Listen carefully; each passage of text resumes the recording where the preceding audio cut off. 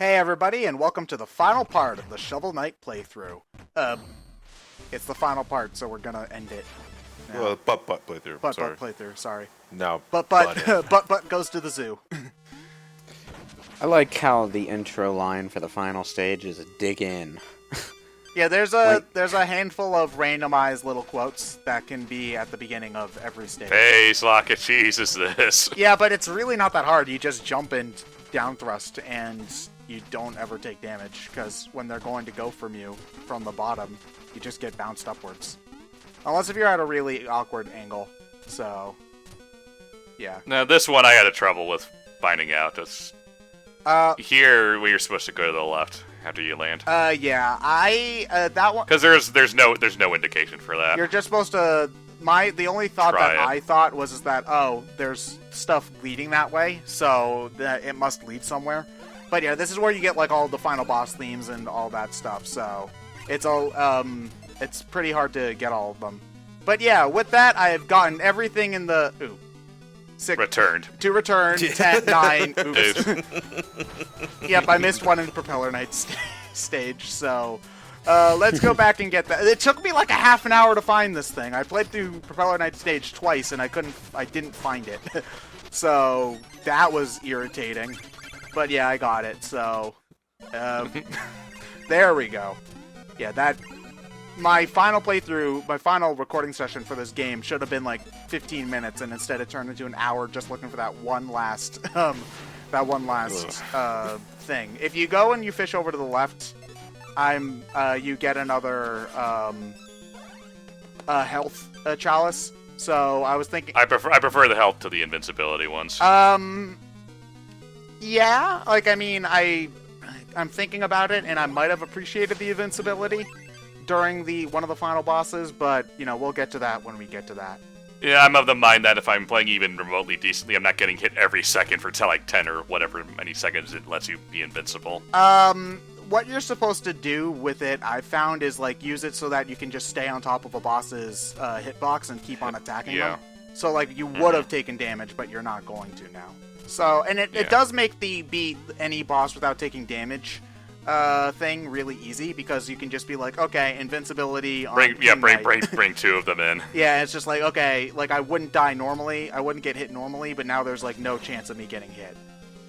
Also, because you're so close to the blocks when they move up, I always get really, really paranoid and tiptoe my way through this section. Yeah, because you know they're always going to catch you, but you can't convince yourself of that. Yeah, it's kind of like Super Mario Galaxy has a section very similar to that, if I remember correctly. Splatter matter. Yeah. Also, I'm thinking of the space junk section where the stuff. Space junk did the platforms that construct themselves as you get close. Yeah. So if you come to slay me, butt. Butt hit. Yeah. So honestly, the only design I don't like for gender swap is the enchanter. Enchanter. Yeah, it's kind of weird. Yeah, I get what they were going for, but I feel like it doesn't work as well. So this, I think, is actually the hardest boss fight in the game, even more so than the final boss. The second phase is actually really easy compared to this. I mean, it does do a lot of damage, but the Enchantress just loves to hang out on the bottom of the screen. And you can't actually hurt her with the fishing rod. I tried to do it for the playthrough, and it just kept on getting me killed. So you're gonna see I do die on this run. You're gonna see my gold like deplete to like minuscule amount. You hit her.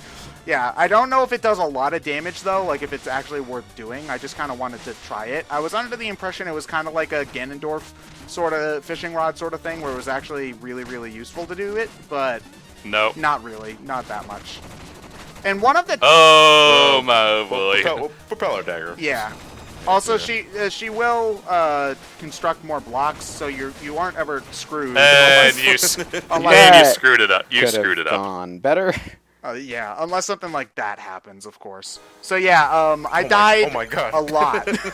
I'm not very good at this boss, and you know, one of the mean things is that one of the challenge mode things is beat this boss on like under a minute, I think is what it is, and you've got like I think like maybe 7 blocks of health and just the anchors. So, yeah, I don't know if I'll ever be able to do that, because I'm very, very bad at this boss fight. Of course, it would be easier if I had some of the different armor, but I don't think it would be that much easier. It all just, beating them quickly is just a matter of whether or not she's hiding under the blocks for a significant amount of time, because there's only so much you can do when she's down here and not wanting to... You can't even... I don't think you can even reflect her shots back at her when she's below, only when she's above and shooting them down. So, yeah. Ow. The Enchanter gives me more Dracula vibes. More Dracula than Ganondorf? Yeah. That was a Dracula. I don't know why, I just think... I don't know. Dracula... Just hit it, Fox. Dracula is more... I don't see Dracula as beefy. Like, I usually imagine him as being relatively slender most of the time. Whereas, like, Ganondorf's meant to be, like, jacked and stuff like that. I don't know. Oh no, the Enchantress was actually Shield Knight. Shield butt. Shield butt. I actually don't know what happens if you let her drop here. Yeah, I've never done it. So, I don't know what would happen if you let her drop. I'm sure somebody's done it and put it on YouTube or whatever, but I've never looked it up. So, yeah, I guess like the magic in the amulet, or the butt within it was really unless we stop the butt. So I do think you do get a full health here, a full heal here right before the boss fight. Yeah, this boss fight's a little weird. I'm not it's not the best final boss, I think, but it's okay enough. I love the team up idea about it though, with the with teaming up with Shield Knight and whatnot. And the AI is actually pretty good for Shield Knight as well. So she'll never like be in a place where you can't reach her as well, is also the thing. So I feel like it's an interesting idea. I don't know, it's not exciting enough for me. I don't know, it's relatively tame. I kind of expected something a little bit more out there. I don't know. Problem with these large boss enemies in old sprite-based games is that because they're large sprites, they tended to be fairly static. Yeah, and that was in terms of the old 8-bit games, that's because they wanted them to be the background, so that the sprites would be the background. And since this is calling back out to that, they can't have them be too different, like move too much. But you are right in that the kind of Mega Man style boss fights where the enemies are smaller and so mobility is more important tend to be more fun to face. Another thing is you can't really get a lot of hits on her at once, but that's obviously by design. Thankfully, you do not need to fight Phase 1 again if you die to Phase 2. No, you just start here. You just start here, yeah. I do think that it's like Mega Man, though, where if you use your chalices, they are gone. So, like, if you use all of your chalices and you can't beat the boss with challenges, then good luck trying to do it without it, you know? Which was... Well, to be fair, aside from the knockback problem, if you have 2 chalices, you shouldn't be dying to this. No, not really. It's not that. Like, again, you do take a full block of damage every time you get hit, but that's not too bad most of the time. It's usually just what am I trying to say? New Game Plus. There you go. I actually didn't know that the Warhorn damaged her. Yep. But it keeps you in midair, though. Yeah. No, it does damage her is the thing. Like, I didn't know that. And it does keep you in midair as well. So, yeah, again, it's not that bad. It's a little underwhelming, though, unfortunately. So... It's over. But... Ah! Or... My everything! My butt! Black butt. How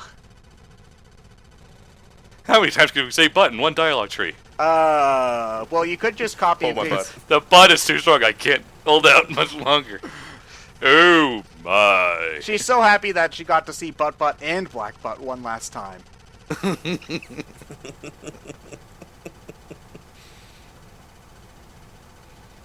Take your time.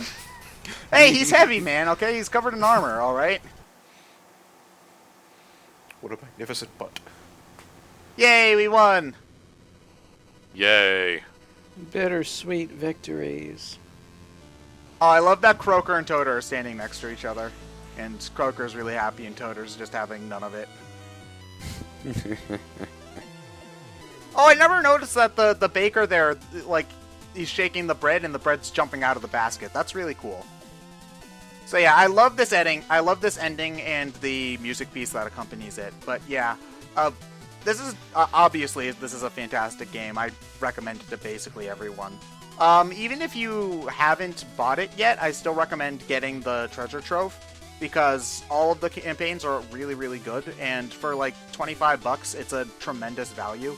Like it was. You're essentially getting 30 games in one at this point. Yeah, like I mean, it was a so steal when it was 15, but even at like the 25, it is 20 or 25 it is right now. It's still a great value. So. And that comes with all the expansions now. Yeah, the treasure trove. Yeah, that's the treasure. Yeah, trove the treasure trove has all of them. Yeah, so you can just get Spectre Knight or something. If you do get it, you also will get King Knight. Yeah. Again, you do have the option to just buy one if you only want one, but I recommend all of the different versions of the game. They all have their pluses and minuses. I would say out of the three of them, though, Shovel Knight Standard is still the most complete feeling and I think the most fun to play. Not that Spectre Knight and Plague Knight are bad. I like them both a lot. They're both fantastic games, and I've been playing those more recently because they're newer, but I think if we were to look at the whole package, I feel like the original Shovel Knight is still the best of the three available at the moment.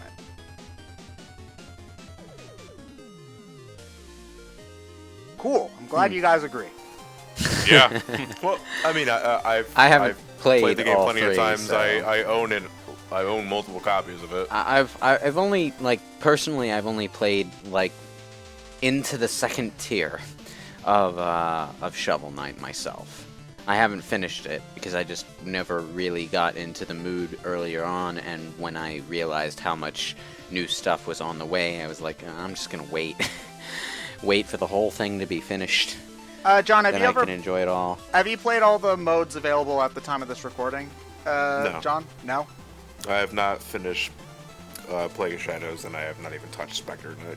Okay. Well, Spectre Torment. Okay, Spectre Torments I think you'd probably get into a little bit more easily than Plague of Shadows because it controls... Yeah, Plague of Shadows he just controls too weird for me. Yeah, it's one of those things where if you like Plague of Shadows, I think you'll if you can get into it, you'll really, really get into it. Whereas Spectre of Torment controls a lot more traditionally, so it's a little bit easier for people to get into.